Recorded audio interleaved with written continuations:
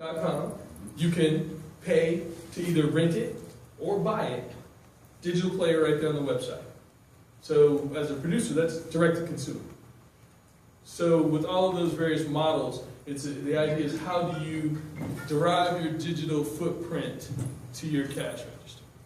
And what are the things that you do to make that happen? Next is you've got to feed the beast. Right? And really what that means is you have to daily push messaging into the marketplace such that you can control your digital footprint and ring the cash register. And aggregating your audience is all in how you feed the beast. And so that is as much as putting out new content, making yourself relevant. Traditional content feeds the beast through advertising, marketing dollars. In this economy, it's much more about how you interact in a social environment, how you make yourself relevant on a daily basis based on events going on in the world. So, today, if you were Canadian today, then all you would be thinking about is Ottawa.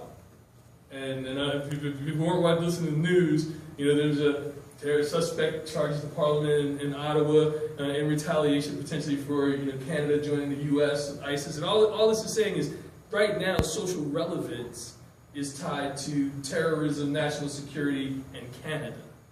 And so things that aren't relevant to that will have less of an impact. If you were launching a movie today, you probably get drowned out by the social media marketplace of what's happening from a national crisis. And so it just means that you have to then find another way. If your budget was getting blown today and that's not going to work, how do you make yourself relevant tomorrow or next week? And that's feeding the beast. So I don't have pretty pictures for the rest of it, but really the next one is not so much a pretty picture. This is the reality. It all comes down to data and analytics.